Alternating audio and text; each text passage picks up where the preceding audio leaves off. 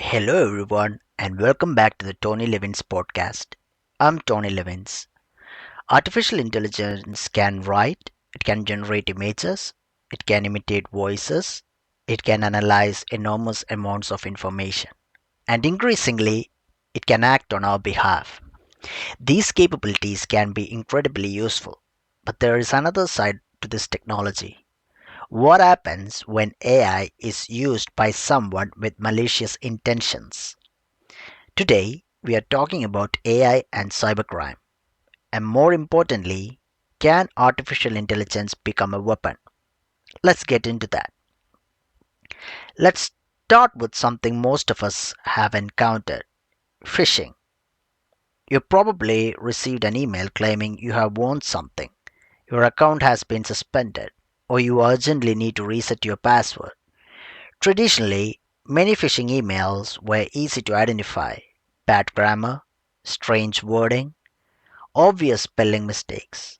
But generative AI changes that. A criminal can use AI to produce convincing messages in seconds. The language can sound professional, it can imitate the tone of a company, and it can potentially be personalized using information available about the victim. Suddenly, spotting the scam becomes much harder. But text is only the beginning. AI can also generate convincing voices. Imagine receiving a phone call. It sounds exactly like someone you know. They tell you they are in trouble and they urgently need money. Except you are not speaking to that person. You are hearing an AI generated imitation of their voice. This is one reason voice cloning has become important cybersecurity concern. The traditional advice of simply trusting a familiar voice may longer be enough. Then we have deepfakes. AI can generate or manipulate video to make someone appear to say or do something that they never actually did. And as this technology improves, distinguishing genuine content from manipulated content can become increasingly difficult.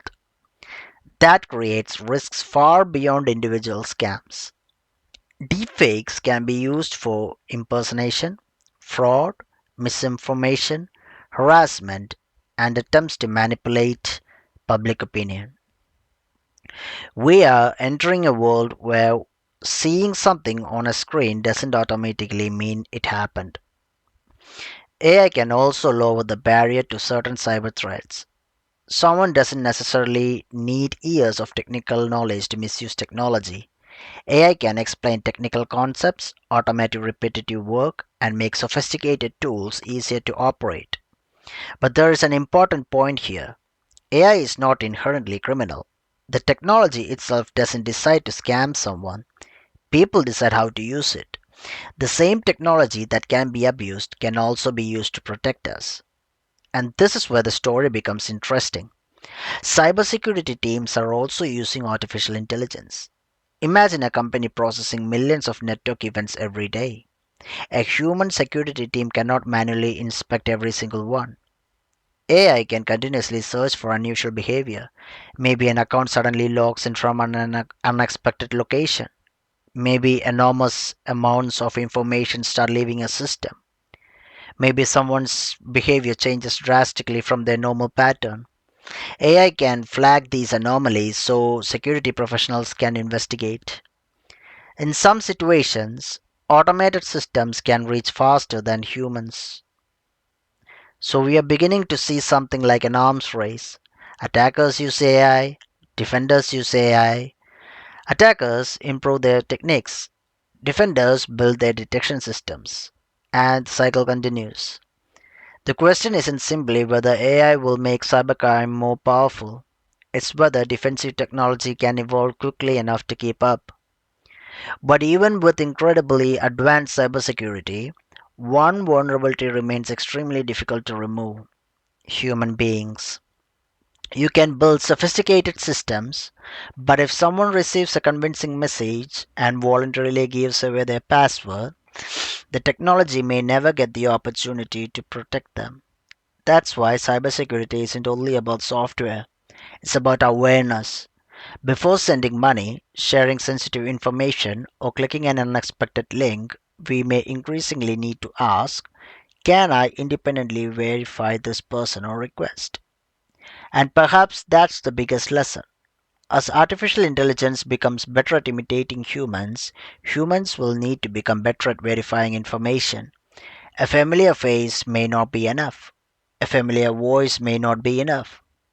A professional looking message may not be enough.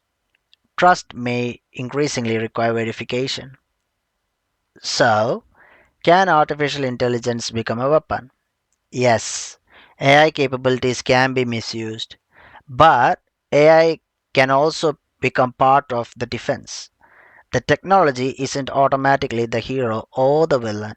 What matters is how people design it, control it, and use it. And as AI becomes more powerful, cybersecurity may become one of the most important battlegrounds for determining whether that power protects people or exploits them. Thank you for listening to episode 18 of the Tony Levins podcast. If you enjoyed today's episode, subscribe and share it with someone interested in artificial intelligence, cybersecurity, and the future of technology. Until next time, I'm Tony Levins. Take care.